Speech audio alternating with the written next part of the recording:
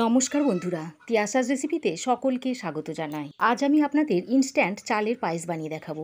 আর আপনাদের হাতে যদি মাত্র 15 মিনিট সময় থাকে তাতেই আপনারা পায়েসটা বানিয়ে নিতে পারবেন। ইনস্ট্যান্ট পায়েসটা বানানোর জন্য এখানে আমি 1 লিটার ফুল ক্রিম দুধ নিয়েছি। আজকের পায়েসটা আমি মিছরি দিয়ে বানাবো। খানিকটা গোটা মিছরি নিয়ে মিক্সিতে আমি এইভাবে গুঁড়ো করে নিয়েছি। লাগবে 2টো এলাচ, একটা তেজপাতা আর কিছু ড্রাই ফ্রুটস নিয়েছি। এখানে নিয়েছি আমন্ড, কাজু আর কিশমিশ, আর নিয়েছি 100 গ্রাম মতো পাউডার দুধ। আর মেন উপকরণ হিসেবে লাগছে গোবিন্দভোগ চাল। গোবিন্দভোগ চালটাকে আমি ধুয়ে জল ঝরিয়ে রেখে দিয়েছি। আর লাগবে একটু ঘি।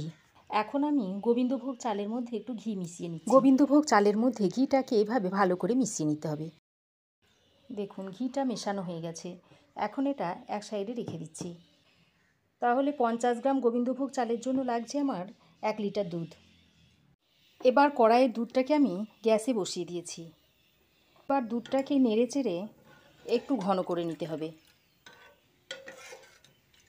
আজকে পায়েসটা আমি আপনাদের 15 মিনিটে বানিয়ে দেখাবো। তার জন্য এরকম একটা প্রেসার কুকার নিয়েছি। যেহেতু আমার চাল কম তাই এরকম একটা ছোট্ট প্রেসার কুকার নিয়ে নিয়েছি। এবার দুধটা হালকা গরম হয়ে এলে এর মধ্যে থেকে অল্প একটু দুধ তুলে প্রেসার কুকারে দিয়ে দিচ্ছি।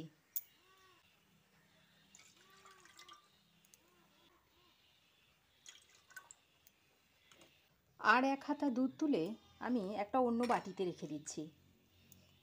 এবার ঘি মাখানো গোবিন্দভোগ চালটা এই প্রেসার কুকারের মধ্যে দিয়ে দিচ্ছি। আর সঙ্গে দিচ্ছি একটা তেজপাতা, আর দিচ্ছি 2টো ফাটিয়ে নেওয়া এলাচ। তারপর প্রেসার কুকারের মুখটা বন্ধ করে ধিমে আঁচে একটা সিটি দিয়ে নেব।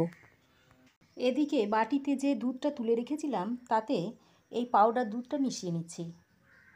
অল্প অল্প করে দিয়ে পাউডার দুধটা মিশিয়ে নিচ্ছি।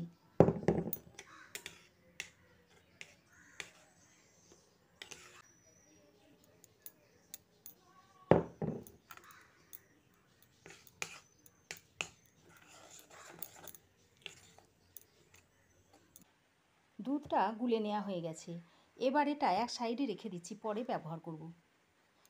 এদিকে কড়াইয়ে দুধটা 10 মিনিট ফুটিয়ে নেওয়ার পর অনেকটাই ঘন হয়ে এসছে। আর এদিকে ধিমে আঁচে একটা সিটি দিয়ে নেওয়ার পর প্রেসার কুকারের স্টিমটা আপনা হতে বেরিয়ে যাওয়ার পর প্রেসারের ঢাকনাটা খুলে নিয়েছি।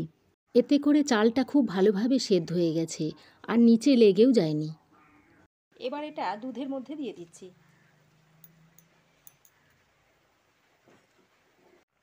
সেদ্ধ করা গোবিন্দভোগ চালটা দুধের মধ্যে দিয়ে খুব ভালোভাবে মিক্স করে নিচ্ছি।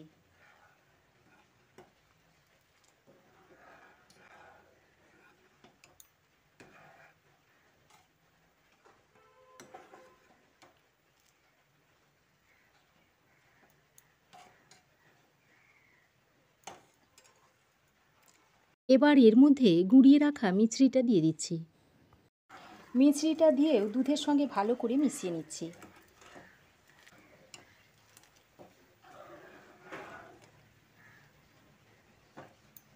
আপনারা যদি পায়েসটা একটু গলা গলা খেতে চান, পায়েসটাকে ঘেঁটে নিয়ে তারপর দুধের মধ্যে মিশিয়ে দেবেন।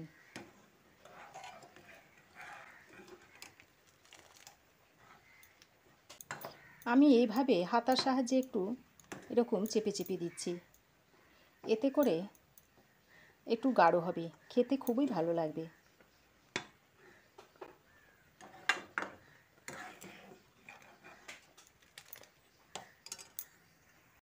মিছরিটা দিয়ে কিছুক্ষণ ফুটিয়ে নেওয়ার পর যে পাউডার দুধটা দুধের মধ্যে গুলে রেখেছিলাম সেইটা এখন দিয়ে দিচ্ছি। এভাবে পাউডার দুধ দিয়ে যদি পায়েস বানানো যায়, পায়েসটা খেতে খুব সুন্দর লাগবে। এর স্বাদ একেবারে ভুলতে পারবেন না। এবার একটু মিশিয়ে নিচ্ছি।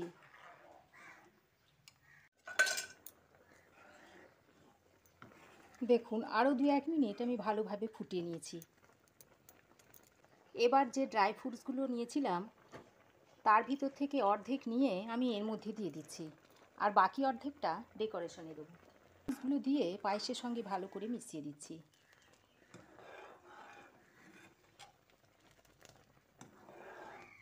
ড্রাই ফ্রুটসগুলো পায়েসের সঙ্গে ভালো করে মিশিয়ে আরও 1-2 মিনিট ফুটিয়ে নিয়ে নামিয়ে নেব। দেখুন, এর থেকে বেশি আর ঘন করব না, এটা নামানোর পর অনেকটাই ঘন হয়ে আসবে।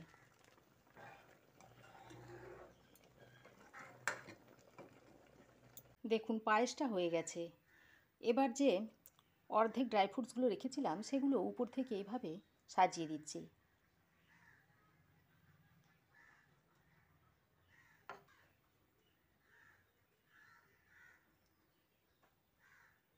আমার এই পায়েসটা তৈরি হতে মোট সময় লাগলো 15 মিনিট। তো আমার এই আজকের ইনস্ট্যান্ট পায়েসের রেসিপি আপনাদের কেমন লাগলো অবশ্যই কমেন্ট করে জানাবেন। ভালো লাগলে একটা লাইক ও শেয়ার করবেন। পাশে থাকা বেল আইকনটা অবশ্যই প্রেস করবেন। আর আমার চ্যানেলে নতুন বন্ধু হয়ে থাকলে প্লিজ চ্যানেলটা সাবস্ক্রাইব করার অনুরোধ রইল। আজ এ পর্যন্তই। আবার দেখা হবে নতুন কোনো রেসিপি নিয়ে নেক্সট এপিসোডে।